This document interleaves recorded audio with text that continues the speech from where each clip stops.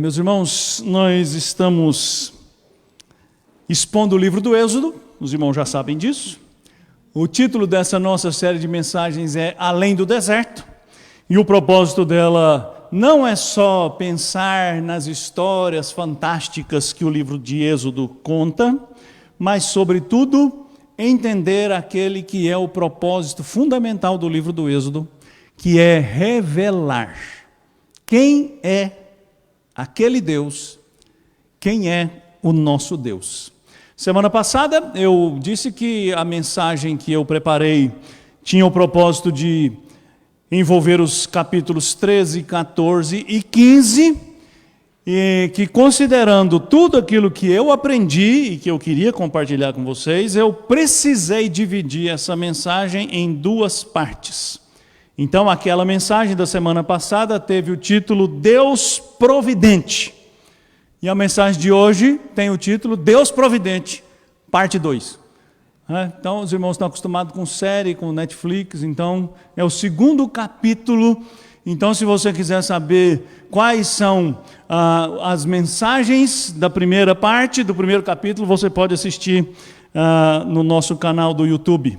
Eu confesso que eu acho que a transmissão lá não está muito boa, nós tivemos muitos problemas semana passada, mas eu acho que vai dar para você entender o principal. Naquela ocasião eu li um trecho do capítulo 15 e eu vou lê-lo novamente. Capítulo 15 de Êxodo, eu vou ler os 3 primeiros versos.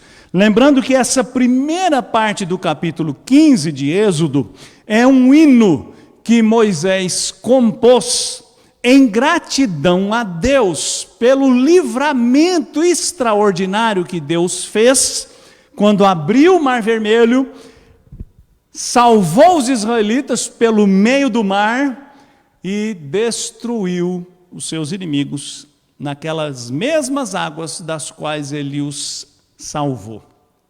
O mar se fechou sobre o exército egípcio e Deus selou a sua gloriosa vitória, que havia sido anunciada cerca de um ano, um pouco mais de um ano antes. Então, neste hino, nós lemos assim: Então entoou Moisés e os filhos de Israel este cântico ao Senhor e disseram: Cantarei ao Senhor, porque triunfou gloriosamente. Lançou no mar o cavalo e o seu cavaleiro. O Senhor é a minha força e o meu cântico. Ele me foi por salvação. Este é o meu Deus, portanto eu o louvarei. Ele é o Deus de meu pai, por isso o exaltarei. O Senhor é homem de guerra. Senhor é o seu nome. Como eu já expliquei aqui algumas vezes, quando você encontra a palavra Senhor aí com todas as letras maiúsculas, é porque aparece no texto original o nome pelo qual Deus se revelou a Moisés no Monte Sinai, que tradicionalmente, pelos próprios judeus, é traduzido por Eterno. Eu sou o que sou. A mensagem de hoje, irmãos, como eu disse, é uma continuação da mensagem da semana passada, e que tem o mesmo propósito, falar sobre este Deus providente. Ou seja, esse Deus que, conforme a Escritura Sagrada ensina, dirige a nossa vida e a vida de todos os homens e de todas as criaturas e de todas as forças animadas e inanimadas deste mundo e do universo em todas as ocasiões, para cumprir o seu propósito. Crer que o Deus que se revela na Bíblia é este Deus providente é fundamental. Jesus mesmo afirmou categoricamente quando estava consolando os seus discípulos acerca da grande missão que lhes confiara de pregar o Evangelho na Palestina. Lá em Mateus capítulo 10, Jesus disse para os seus discípulos assim: não se vendem 2 pardais por um asse, uma moedinha quase insignificante, e nenhum deles cairá em terra sem o consentimento de vosso Pai. Com essa palavra, Jesus está querendo que os discípulos saiam para pregar o Evangelho sem temor, confiantes, sabendo que Deus está no controle, sabendo que Deus cuida até dos pequenos passarinhos, que aos olhos dos homens valem tão pouco, mas que estão sob os cuidados amorosos e poderosos de Deus. Mas quando você começa a ler a Bíblia, você encontra histórias como a história do livro do Êxodo, e talvez você fique com algumas interrogações na cabeça. Por exemplo, por que Deus não impediu todo esse sofrimento? Na verdade, esse argumento acerca do sofrimento é um dos argumentos mais usados para contradizer a existência de Deus, ou pelo menos para contradizer que o Deus revela na Bíblia seja um Deus bom. As pessoas dizem assim: se Deus é bom, não deveria haver sofrimento. E se Deus é poderoso, Ele deveria fazer alguma coisa acerca do sofrimento. E a resposta que a Bíblia dá a essas indagações é simples: Deus é poderoso e é bom, mas Deus tem propósitos em todas as coisas, e nós, seres humanos limitados e pequenos, devemos apenas confiar em seus propósitos. E ao invés de perguntarmos a Ele por quê, deveríamos nos render humildemente, confiando de maneira irrestrita nos planos que Ele tem. Os fatos que nós lemos no livro do Êxodo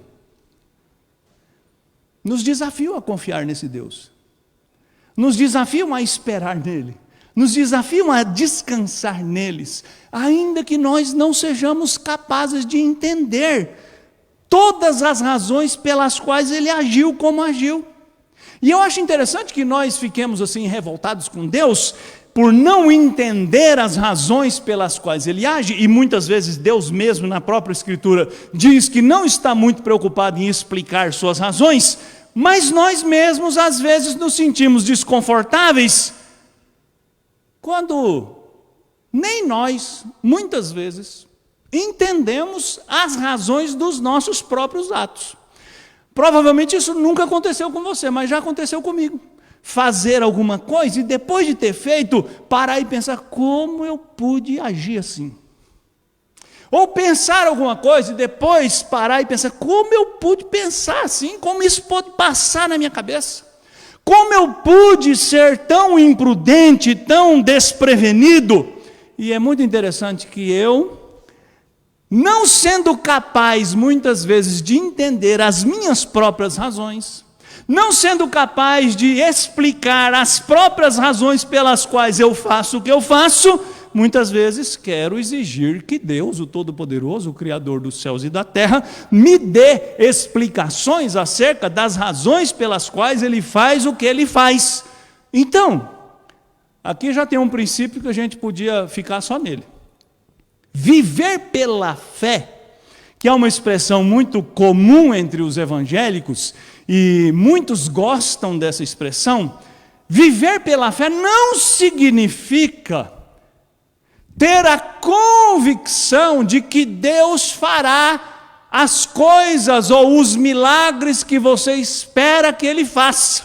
Viver pela fé significa que você acredita que o Deus da Bíblia é poderoso, é amoroso, é bom, é sábio, é justo, é santo, e que tudo o que Ele faz, mesmo que você não entenda, e mesmo que às vezes você até se ressinta por Ele ter feito o que fez, você ainda assim confia, você ainda assim descansa, você ainda assim é cheio de uma paz, como diz o apóstolo Paulo, que até excede o entendimento.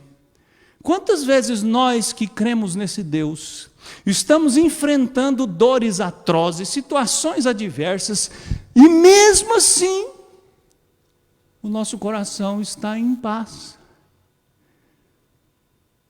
apesar da dor.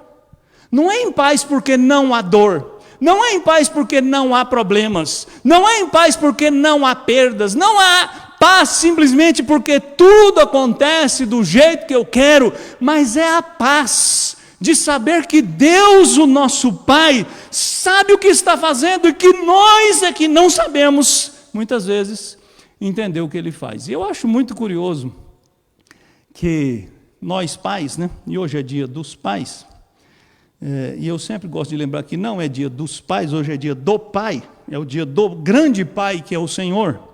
E no dia do Pai nós agradecemos a Ele pelos pais, mas isso é coisa da minha cabeça.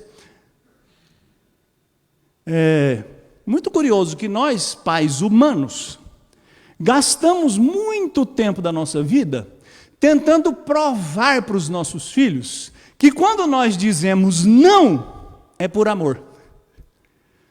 Você que é pai já passou por essa experiência? Você tem que dizer não, e às vezes o não tem que ser contundente, tem que ser até às vezes acompanhado de um estímulo, que não pode mais falar qual é, para não ofender os humores mais sensíveis, mas aquele estímulo, às vezes, estimulante. Você passa boa parte da sua vida tentando provar para o seu filho que quando você diz não é para o bem dele, quando você tira algum privilégio dele é para o bem dele, e você que é pai, como eu que sou pai, muitas vezes fica ressentido, porque seu filho não entende, porque seu filho entra para o quarto nervosinho, bate a porta, e fala, você não sabe nada. E sabe, nós fazemos a mesma coisa com Deus. Deus se revela na Bíblia amoroso, carinhoso, santo e justo.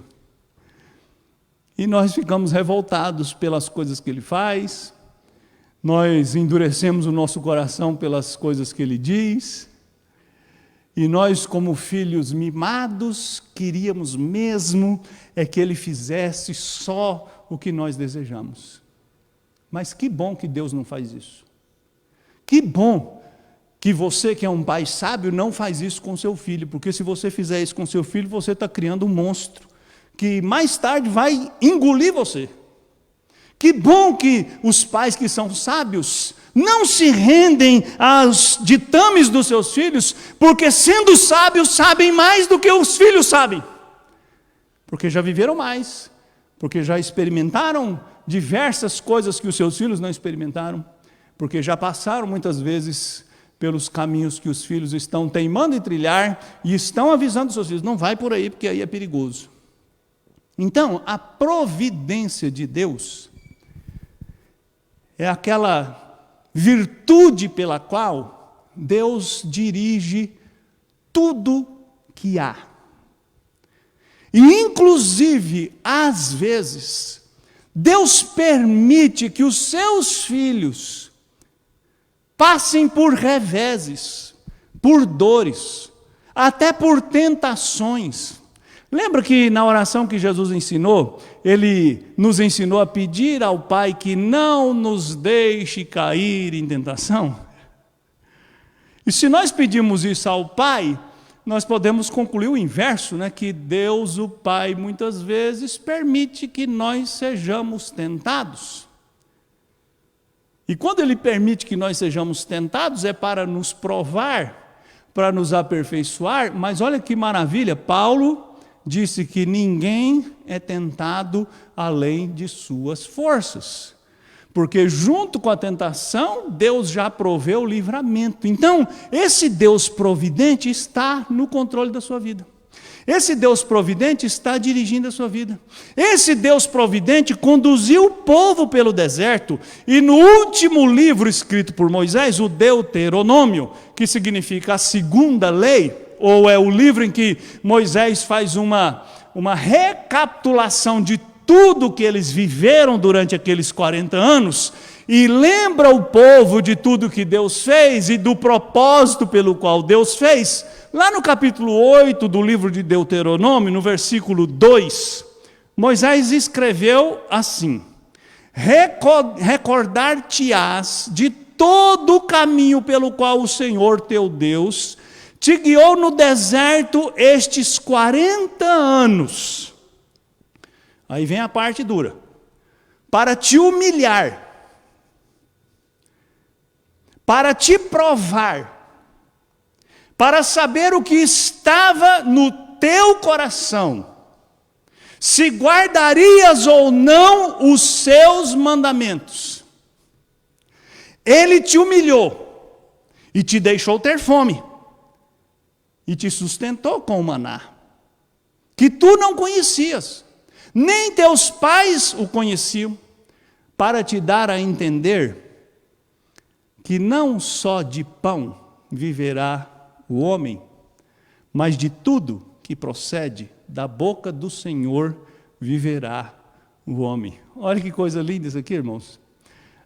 Eu sei que é lindo porque eu não estava lá no deserto.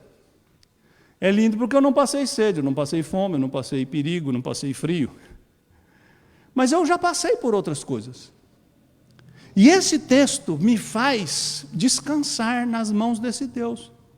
Porque assim como ele conduziu o povo de Israel pelo deserto para humilhá-los, ou seja, para quebrar aquele grande pecado do coração humano, que é o orgulho, porque é o orgulho que impede você de descansar nas mãos de Deus, é o orgulho que impede você de crer na bondade de Deus, é o orgulho que faz você se sentir autoconfiante, é o orgulho que faz você escolher os seus caminhos sem levar em conta o que Deus quer, é o orgulho que faz você fazer ouvidos moucos ao que Deus diz e fingir que não ouviu, é o orgulho que faz você, como seu filho, entrar no quarto e bater a porta na cara de Deus e dizer: eu não quero saber do Senhor, eu não vou fazer o que o Senhor manda, porque eu sei o que é bom para mim. Então Deus diz: eu te levei para o deserto para quebrar o seu orgulho, para te humilhar, para te provar, para conhecer o que estava no seu coração. É claro, irmãos, Deus não sabia o que estava no coração do povo, sabia, mas o povo mesmo não sabia. O povo no deserto não sabia, como nós vamos ver nas próximas mensagens, que eles tinham se tornado idólatras. E na próxima sessão que nós vamos estudar, você vai ver que quando Moisés subiu para o monte e ficou 40 dias no Sinai, o povo fez para si os deuses que eles tinham aprendido a adorar no Egito. O bezerro de ouro. Que Arão, com a maior cara de pau, disse para Moisés assim: olha, nós derretemos o ouro, jogou aí, e saiu um bezerro. Você imagina? Pega o ouro derretido e joga num latão, sai um bezerro, sai qualquer coisa. Eles estavam cheios de falsos deuses. E Deus precisava arrancar aqueles falsos deuses dos corações do seu povo. Como alguém já disse, Deus demorou 1 ano para tirar o povo de Israel do Egito, mas demorou 40 para tirar o Egito do coração do povo. É mais ou menos como eu, que sou goiano, que há 18 anos eu estou em São Paulo e não me tornei paulista, continuo caipira goiano do mesmo jeito. Eu saí de Goiás, mas Goiás não sai de mim. Por isso, eu já falei para vocês sobre a terra que mana pamonha e pequi. Então, quando você entende quem é esse Deus, você entende o que Paulo disse na carta aos Coríntios, na segunda dessas cartas, no capítulo 5, versículo 7, quando ele diz assim: irmãos, nós não caminhamos pelo que vemos, nós caminhamos por fé. Se você caminhar pelo que você vê, você se desespera, porque o que nós vemos é injustiça, é violência, é corrupção, toda sorte de males que se espalham diante dos nossos olhos. Quem não ficou horrorizado com o crime que teve essa semana aí? Um cidadão ensandecido que matou 3 policiais. E isso se repete todo dia. Para ser politicamente correto, quem não ficou escandalizado com 100 mil mortos pelo Covid? A morte está aí, está batendo na porta. Mas quem conhece esse Deus faz como Abraão. Tem um texto lá de Romanos capítulo 4, que é fantástico, que Paulo escreveu assim, que Abraão, esperando contra a esperança, porque quem fez a promessa é fiel, não desistiu por incredulidade.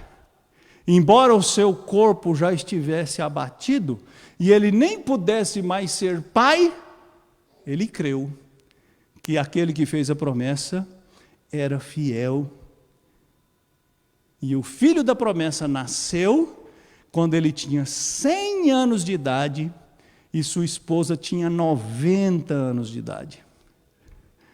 Sabe, irmãos, a gente lê as coisas na Bíblia e a gente não entende algumas coisas. Por exemplo, quando o anjo apareceu na tenda de Abraão e Sara, a única mulher que faz isso, ficou ouvindo atrás da cortina a conversa de Abraão com o anjo, e o anjo disse que ela ficaria grávida, o texto da Bíblia diz que Sara riu.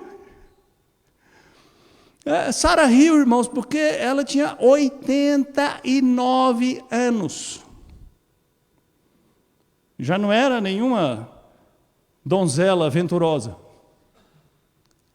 E ela riu, porque ela já sabia, ela já tinha passado pela menopausa, ela não tinha regras mais, ela era infértil. Mas eu fico tão admirado porque Deus fez questão de fazer todos os patriarcas do Antigo Testamento nascerem de mulheres inférteis. Sara, Rebeca, Raquel. E no Novo Testamento, o Redentor nasceu de uma virgem, e o precursor do Redentor nasceu de uma mulher estéril, que era Isabel. Então, quem conhece esse Deus, descansa. Pois bem, o contexto geral do texto que nós estamos meditando, você conhece, eu não vou gastar muito tempo. Essa história que já foi contada em filme, em livro, em desenho animado, a travessia do Mar Vermelho, e a gente quase sempre só fica focando ali na travessia do Mar Vermelho, e como Deus falou para Moisés: por que clamas a mim? Ordena ao povo que marche. E Moisés levantou o bordão, e o mar se abriu e tal. Mas hoje eu quero olhar por outro ângulo, porque o propósito dessa história, irmão, não é fazer filme de Hollywood. O propósito dessa história é revelar quem Deus é. E quem Deus é? Ele é o Deus de amor, Ele é o Deus de bondade, Ele é o Deus da graça, Ele é o Deus que vai buscar pessoas que aos olhos dos homens não valem nada, e por isso a ação de Deus já é contestada, e por isso Faraó ficou indignado. Como assim? Eu sou Faraó, eu sou o rei do maior império do mundo, e Deus está interessado em escravos, Deus está interessado nessa ralé, nesse povo que não vale nada. Mas é assim que Deus age, é assim que Deus faz, e por isso Deus chamou você e chamou a mim. Escrevendo aos Coríntios, Paulo diz: não fiquem admirados, reparem na sua vocação. Deus chamou as coisas loucas do mundo, as coisas que não são nada no mundo, as coisas desprezadas do mundo, para envergonhar as que são. E por isso Deus chamou os israelitas escravos do Egito, e por isso Deus chamou você. Não é porque você é bom, porque você é bonito, porque você é justo, porque você é reto, porque você é bom pai de família, porque você é pagador das suas dívidas, pagador de impostos, porque você é digno, porque você tem bom vocabulário, porque você se veste bem, porque você é da classe média ou da classe baixa ou de qualquer classe, mas é porque Deus olhou para você e teve misericórdia de você, assim como Ele fez com Abraão, assim como Ele fez com todos nós. Semana passada nós falamos que o Eterno, na sua providência, trouxe para Israel um substituto perfeito. Para libertar o povo de Israel do Egito, um cordeiro teve que morrer, e aquele cordeiro apontava para o verdadeiro cordeiro de Deus, que é Jesus Cristo. Falamos que o Eterno provê um caminho perfeito. Não era o caminho usual, não era o caminho que as pessoas escolheriam, mas era o caminho que Deus traçou para o seu povo para conduzi-lo. Nós vimos na semana passada que o Eterno provê a proteção perfeita, e por isso o Eterno, Deus se apresentou entre o povo de Israel como uma coluna que era ao mesmo tempo nuvem para proteger do sol e fogo para iluminar a noite. E hoje eu quero destacar outras verdades, mais 3 delas, para terminar essa mensagem em série. O Eterno provê um plano perfeito. E eu quero ler com você os 4 primeiros versos do capítulo 14. Se você tiver com a sua Bíblia aí aberta. Disse o Senhor a Moisés, Êxodo 14: fala aos filhos de Israel que retrocedam e se acampem defronte de Pi-Hahirote, entre Migdol e o mar, diante de Baal-Zefon, em frente dele vos acampareis junto ao mar. Então Faraó dirá dos filhos de Israel: estão desorientados na terra, o deserto os encerrou. Endurecerei o coração de Faraó para que os persiga, serei glorificado em Faraó e em todo o seu exército, e saberão os egípcios que eu sou o Senhor. Eles assim fizeram. Sabe, irmãos, esse texto ilustra uma verdade que deveria renovar no meu coração e no seu coração a esperança nesse cuidado de Deus. Os planos de Deus para nós são perfeitos. Ainda que nós não os entendamos, e ainda que eles pareçam difíceis, e ainda que eles sejam cheios de curvas e percalços, você prestou bem atenção, o povo saiu do Egito, está fugindo com medo dos egípcios, e no meio do caminho, quando eles estão pensando que vão escapar, Deus manda Moisés dizer para o povo: retrocedam,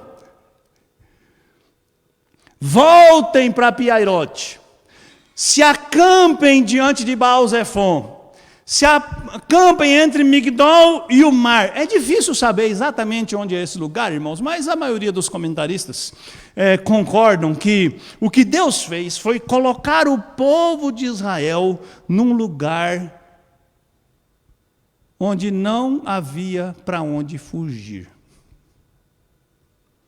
Diante deles o mar, dos lados penhascos, que não podiam ser escalados. Imagine escalados por 3 milhões de pessoas. E atrás deles um caminho único, por onde eles não poderiam voltar, porque naquele caminho único, eles viram os exércitos egípcios chegarem. E olha que coisa interessante, Deus diz assim: façam isso, porque Faraó vai dizer. Vejam só, eu estou lendo aqui numa outra versão. Os israelitas se perderam, estão presos entre o deserto e o mar. E olha o plano de Deus. Deus diz: eu vou endurecer o coração de Faraó, para que ele os persiga, e eu serei glorificado em Faraó, em todo o seu exército, e saberão os egípcios que eu sou o Senhor. Sabe, irmãos, Deus mandou o povo de Israel fazer uma coisa que ninguém faria quando está fugindo. Quando você está fugindo, você quer fugir. Quando você está fugindo, você quer ter a certeza de que está cada vez mais longe. E ao invés de mandar o povo para mais longe, Deus manda o povo regredir. Deus manda o povo voltar. E eu fico pensando em como ficou a cabeça de Moisés e a cabeça dos israelitas. Mas eu louvo a Deus porque eles obedeceram. E sabe, quando você lê a Bíblia, você vê Deus dando essas ordens e fazendo a sua obra de uma maneira tão inusitada. Por exemplo, já falei aqui de Abraão. Deus prometeu que ia dar um filho a Abraão, mas Abraão teve que esperar 25 anos. Deus prometeu que usaria José. Lembra, José teve sonhos que o seu pai e os seus irmãos se inclinariam diante dele. Deus planejou salvar Israel da fome através de José, mas para salvar Israel da fome através de José, Deus mandou José como escravo para o Egito. José trabalhou na casa de um homem, José foi injustamente acusado, José foi preso, ficou pelo menos 13 anos sofrendo no Egito. Moisés entendeu, de alguma maneira, que ele seria o libertador de Israel, mas Deus manda Moisés para o deserto por 40 anos para trabalhar o caráter e a vida de Moisés. Deus ungiu Davi como rei de Israel, mas Davi teve que esperar cerca de 15 anos para assumir o trono de Israel. Deus permitiu que Daniel, que era luz no meio da escuridão dos reinos babilônicos e persas, que ele fosse condenado à morte. Deus permitiu que ele fosse executado, jogado na cova dos leões, para só então selar a boca dos leões para não comê-lo. Deus escolheu Paulo e disse para Ananias, que batizou Paulo: ele é para mim um instrumento para pregar o evangelho aos gentios. E Paulo saiu dali animado, e ele saiu pregando pelas ruas de Damasco, e ele foi correndo para Jerusalém. Quando ele chegou em Jerusalém, ninguém quis saber dele. E sabe o que aconteceu? Paulo voltou para a sua terra, para a cidade de Tarsis, e esperou 14 anos para começar a pregar o evangelho. Deus escolheu 12 apóstolos para transformar o mundo. Mas Deus permitiu que todos os 12 fossem mortos de forma violenta, decapitados, crucificados, exilados. Imagine se eu fosse continuar falando aqui de tudo que Deus fez ao longo desses 2000 anos da história do cristianismo. Tudo que Deus fez, os homens que Deus usou e o sofrimento que esses homens passaram porque eram fiéis ao Senhor. Aqui nesse texto, naquele momento de apreensão, quando o povo de Israel queria fugir, Deus diz: voltem. E Deus queria que eles voltassem para que eles aprendessem, para que os egípcios aprendessem que Ele é o Todo-Poderoso, e que Ele é o refúgio, e que Ele é a fortaleza, e que Ele tem melhores caminhos, e que Ele tem melhores e planos mais sábios.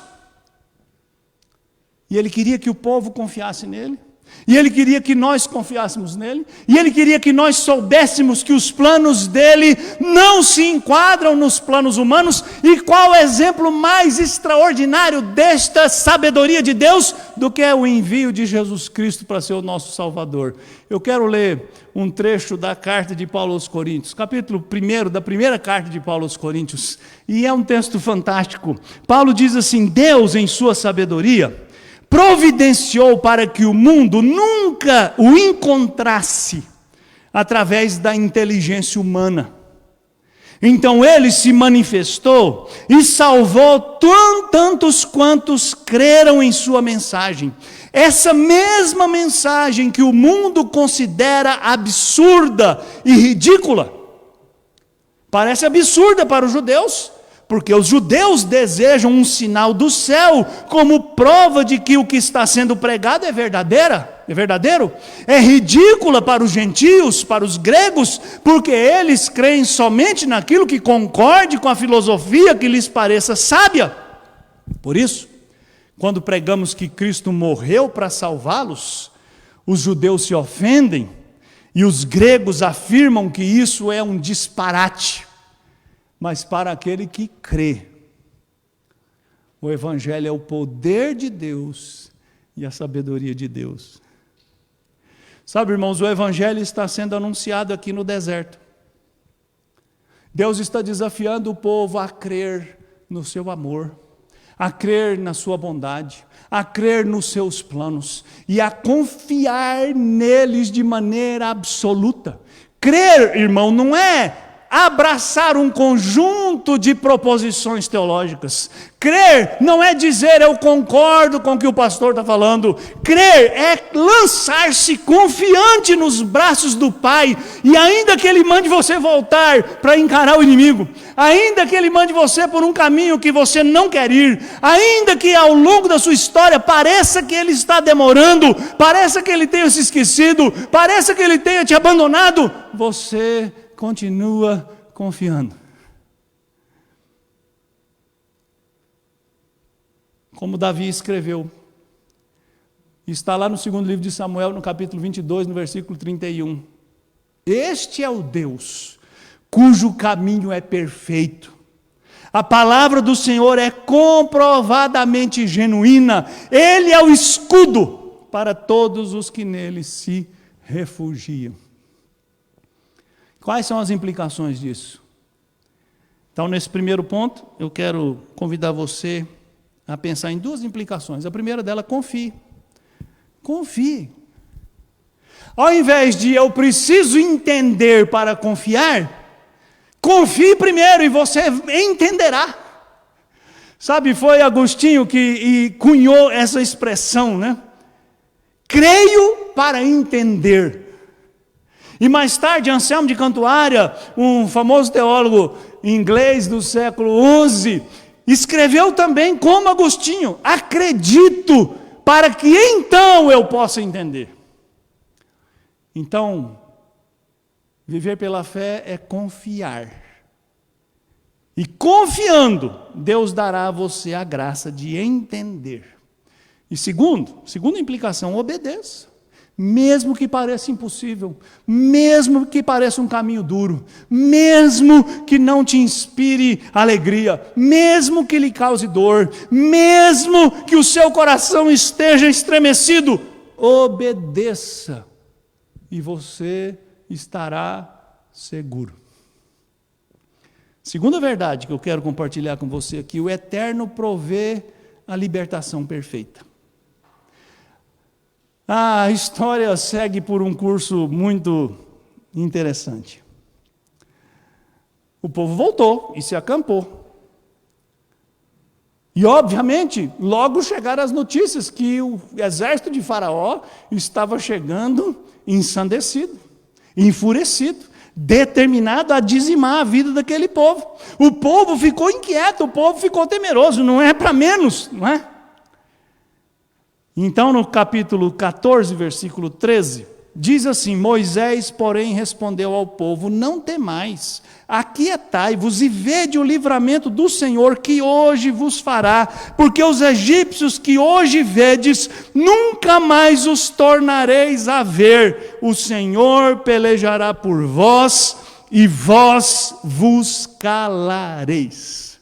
Irmãos, era uma situação irreversível, de frente do mar. Eu disse semana passada, que muita gente diz que não é mar coisa nenhuma, era um córrego. Ainda que fosse um córrego, era um córrego que não dava para atravessar, com um exército inimigo no encalço. E como eu disse semana passada, devia ser um córrego bem grande, porque no córrego Deus matou todos os egípcios, afogados.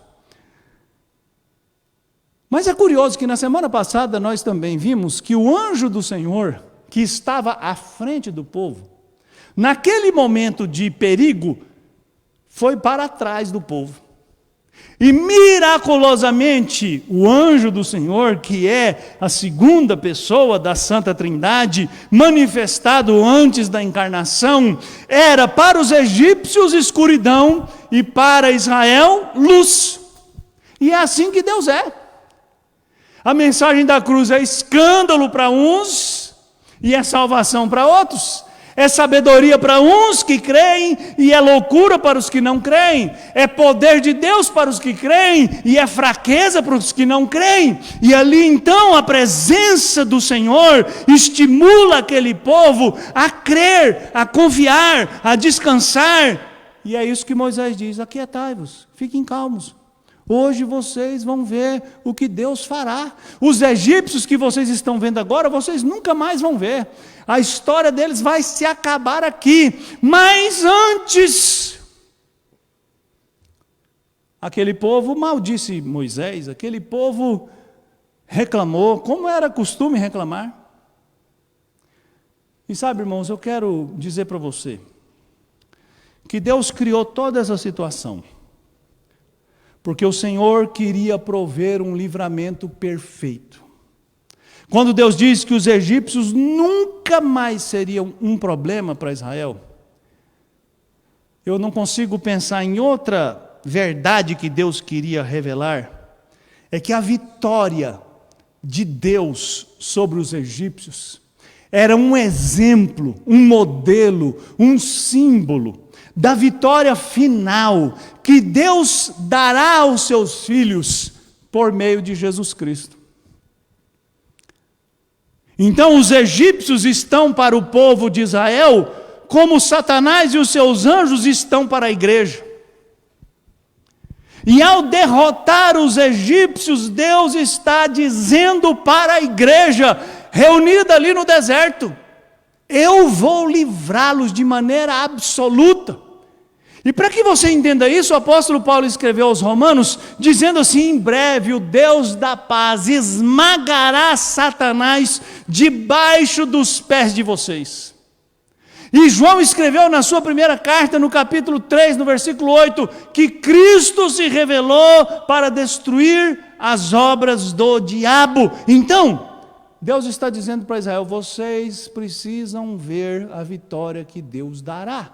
E por que a vitória que Deus dá precisa ser assim retumbante? Primeiro, porque o inimigo das nossas almas, Satanás e todos os seus asséclas, intenta desde sempre destruir o homem. Foi assim lá no Gênesis, lá no jardim do Éden.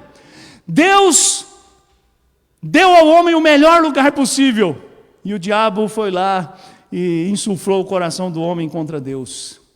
Os descendentes da serpente, essa é uma terminologia que a gente usa muito na teologia reformada, a descendência da serpente, a descendência daqueles homens que se opõem a Deus, perseguiram o povo de Deus ao longo da história. Leia o Antigo Testamento, irmãos. Eu já falei aqui algumas vezes que eu fico surpreendido. Como Israel, uma nação insignificante, sabe, um país que inteiro, para você percorrer Israel, da divisa com o Egito, em Eilat, até o Mar da Galileia, que não é a fronteira mais ao norte, mas você já está perto do norte, você percorre mais ou menos 180 quilômetros. Isso é o país de Israel. E do Mar Mediterrâneo até a divisa com a Jordânia, você percorre 60 quilômetros, 70. Ali, naquela estreita faixa de terra, Deus plantou uma nação que resistiu aos egípcios, aos gregos, aos persas, aos sírios, aos medo-persas, aos romanos. Por quê? Porque eles eram bons? Porque eles eram bons de briga? Porque eles eram poderosos? Nada. Porque o Senhor dos Exércitos era o seu defensor. Porque o Senhor dos Exércitos era o seu pai. E os inimigos, insuflados pelo diabo, tentaram destruir Israel e nunca conseguiram. A vitória precisava ser profunda, porque o inimigo é ousado. Lembre-se, Satanás tentou o próprio Filho de Deus. O inimigo é poderoso e insistente, como Paulo escreve na carta aos Efésios. O inimigo nos ameaça permanentemente, como Pedro escreveu na sua carta. E os egípcios estão ali representando todo aquele mal que se insurge contra Deus e contra o seu povo, contra os planos de Deus e o povo de Deus. Então o Senhor prometeu a Israel uma vitória retumbante, esmagadora, e que só Ele poderia operar, e que Ele decidiu operar de maneira extraordinária. Não foi preciso que Israel pegasse em uma espada, ou em uma lança, ou em um arco, porque Deus mesmo esmagaria aqueles inimigos. E foi exatamente o que Deus fez quando enviou Jesus Cristo ao mundo.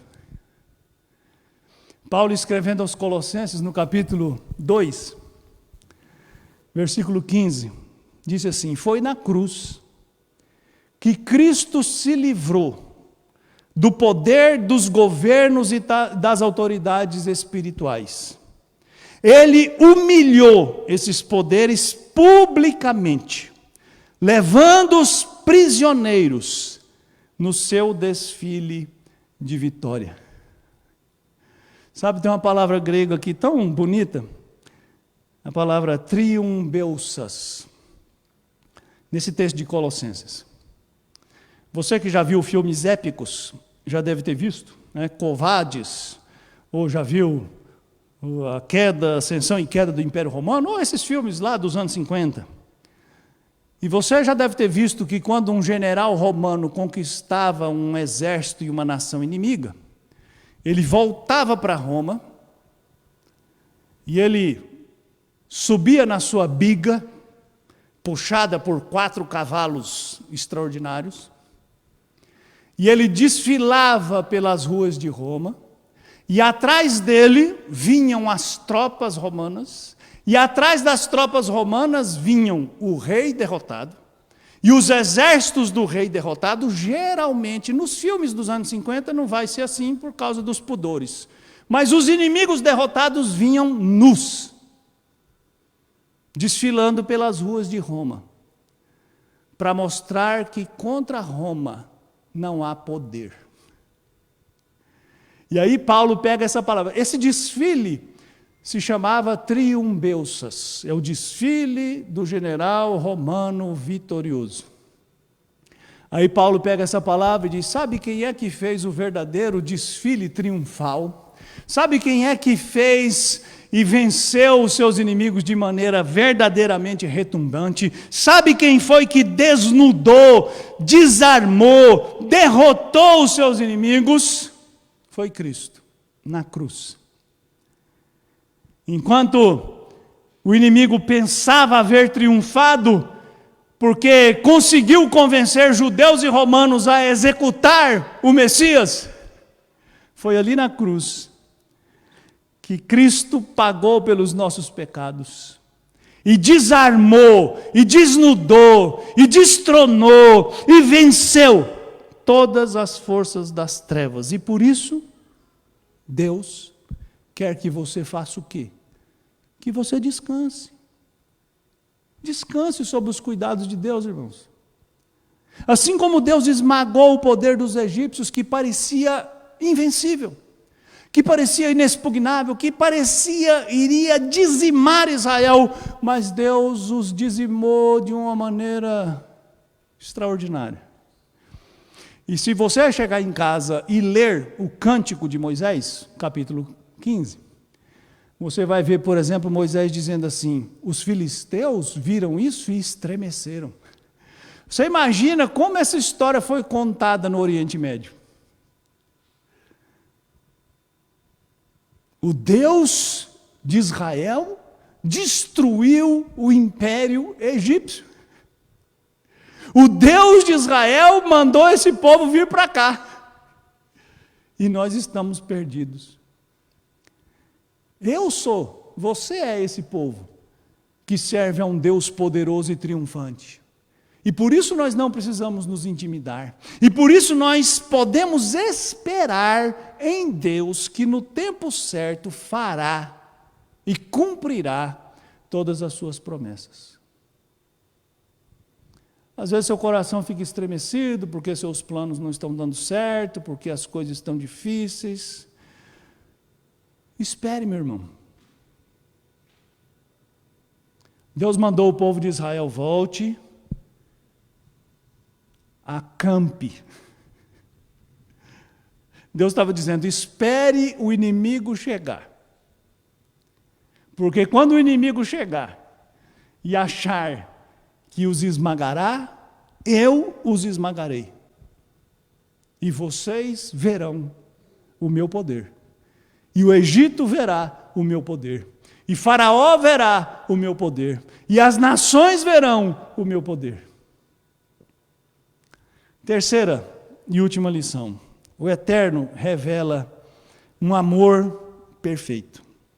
No Cântico de Moisés, no versículo 13 do capítulo 15, eu vou ler aqui esse mesmo versículo em 3 versões. Com a tua beneficência guiaste o povo que salvaste. Com a tua força o levaste à habitação da tua santidade. Segunda versão. Por causa do teu amor, tu guiaste o povo que salvaste. Com teu grande poder, tu os levaste para a tua terra santa. E a terceira versão. Com o teu amor, conduzes o povo que resgataste. Com a tua força, tu o levas à tua santa habitação. Só com esse versículo que eu tirei aqui desse hino, eu vejo que Moisés entendeu e ensinou o povo, e ele e o povo cantaram, que o que Deus fez foi por amor. A palavra hebraica aqui é a palavra hesed, que é uma das palavras mais importantes na teologia. que fala da misericórdia de Deus, do cuidado de Deus, da bondade de Deus, que revela Deus como esse Pai que cuida do seu povo, que abraça o seu povo, que é comparado no Antigo Testamento como o pastor que conduz as ovelhas, que guarda as ovelhas, como o guarda que protege a cidade, como o vigia, como aquele que cerca o seu povo. Então, essa última parte dessa nossa mensagem é um convite para você louvar o Senhor. Eu quero que você guarde isso no seu coração quando você voltar a ler o livro do Êxodo. O livro do Êxodo é a mais contundente demonstração de como Deus age poderosamente para salvar o seu povo, para libertar o seu povo da escravidão, para dar ao seu povo uma nova vida. E por isso o livro do Êxodo é no Antigo Testamento a mais contundente ilustração do que Deus faz na nossa vida por meio de Jesus Cristo, porque Ele age poderosamente para nos salvar, Ele age poderosamente para nos livrar da pior escravidão, que é a escravidão da mente, a escravidão do pecado. Ele age poderosamente para nos dar uma vida nova, que é a comunhão com Ele. Nós não podemos, irmãos, ler o livro do Êxodo apenas para ficar admirado com os poderes que Deus revela e tolamente ficar esperando que Deus faça a mesma coisa nos nossos dias. Não. Nós devemos ler o livro do Êxodo para saber que Deus escolhe um povo, Deus ama um povo, Deus guarda esse povo, Deus guia esse povo, Deus protege esse povo. E quem é esse povo? Esse povo é aquele povo que se rende a Ele, que confia nele. Por isso o apóstolo Paulo, escrevendo aos Romanos, disse assim: quem nos separará do amor de Cristo? Será tribulação, ou angústia, ou perseguição, ou fome, ou nudez, ou perigo, ou espada, como está escrito: por amor de ti nós somos entregues à morte o dia todo, fomos considerados como ovelhas para o matadouro, mas em todas essas coisas somos mais que vencedores por meio daquele que nos amou, porque eu estou bem certo de que nem a morte, nem a vida, nem os anjos, nem principados, nem coisas do presente, nem futuras, nem potestades, nem altura, nem profundidade, nem qualquer outra criatura poderá separar-nos do amor de Deus que está em Cristo Jesus, nosso Senhor. E esse amor de Deus foi ilustrado no Êxodo, e quando o Egito se levantou para esmagar o povo de Deus, Deus diz: eu vou cuidar de vocês, eu vou proteger vocês, e eu vou libertar vocês. E por isso Moisés cantou: por causa da sua bondade, por causa do seu hesed, por causa da sua misericórdia, por causa do seu amor. E por isso Moisés conclui: o Senhor é a minha força, é o meu cântico, Ele se tornou a minha salvação. E esse amor de Deus, ele é incondicional, porque Israel não era a melhor nação. Ele é imensurável, porque Deus faz mais do que tudo que nós possamos pedir ou pensar. Ele é perene, Ele é eterno, Ele não muda. E Ele é sacrificial. Ele vem e nos socorre. Esse amor é a garantia de que você nunca será abandonado. João, na sua primeira carta, no capítulo 4, no versículo 9, descreveu esse amor assim: ó, nisto se manifestou o amor de Deus em nós, em haver Deus enviado o seu Filho unigênito ao mundo para vivermos por meio dele. Nisso consiste o amor. Não em que nós tenhamos amado a Deus, mas em que Ele nos amou e enviou o seu Filho como propiciação, como oferta pelos nossos pecados. Sabe, irmãos, você e eu só podemos estar aqui falando desse Deus, adorando esse Deus, confiando nesse Deus, porque Ele nos amou primeiro. O amor de Deus por nós não é causado por nosso amor por Ele. Muito pelo contrário. Escrevendo aos Romanos, Paulo disse que Deus nos amou quando nós éramos seus inimigos, quando nós não queríamos nada com Ele. Sabe, a maioria das pessoas vive se negando a confiar em Deus, vive resistindo ao amor de Deus. E diante desse amor glorioso, o que eu convido você a fazer? 2 implicações. Louve. Mas não só com canções e com palavras, louve com uma vida consagrada ao Senhor. O verdadeiro louvor que você oferta ao Senhor, reconhecendo o amor que Ele tem, não é cantar aqui. Cantar aqui é fácil, o verdadeiro amor é amanhã. Você ser um pai consagrado, uma mãe consagrada, um patrão, um empregado, um amigo. E por isso a segunda implicação, testemunhe. Ser amado assim deve estimular você a fazer esse Deus que ama conhecido. Por isso é que eu gosto sempre de lembrar que quando Jesus Cristo subiu aos céus, Ele disse, vocês vão receber poder quando receber o Espírito Santo e vocês serão minhas testemunhas. Eu acho muito interessante que Jesus tenha usado essa palavra testemunha, a palavra martirós. Vocês serão testemunhas. Sabe por quê? Porque eu sei que pregar não é algo que todo mundo possa fazer ou que qualquer um saiba fazer. O Senhor não mandou você pregar o Evangelho. O Senhor mandou você ser uma testemunha do Evangelho. Ou seja, você fazer o que Paulo fez nas suas cartas, quando ele escreveu aos Coríntios assim: me imitem, porque eu sou um imitador de Cristo.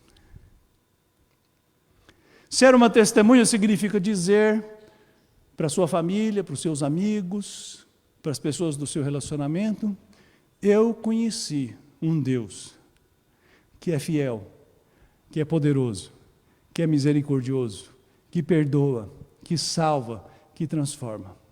Minha vida foi transformada. Você quer conhecê-lo também?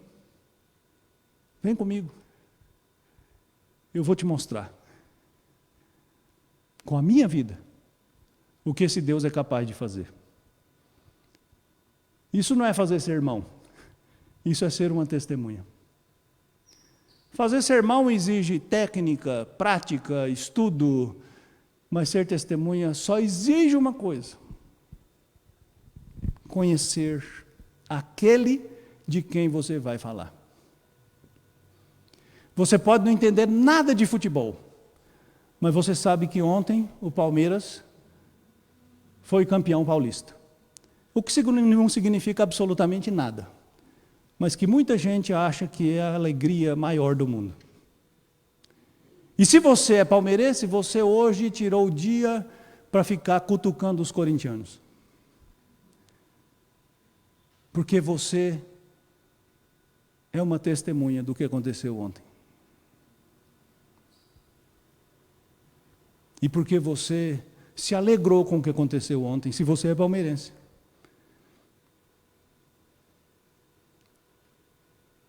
Por que nós não vamos compartilhar a alegria de conhecer esse Deus maravilhoso? Então, se você conhece esse Deus, você pode louvá-lo com todo o seu coração. E você pode descansar, e você pode confiar, e você pode ir embora daqui, e mesmo que a gente esteja sob ameaça de uma infecção, de uma enfermidade, do desemprego, e das dificuldades que essa crise trouxe para a nossa vida, você vai continuar confiando. Você vai continuar em paz. Porque a paz que o Senhor dá excede todo entendimento.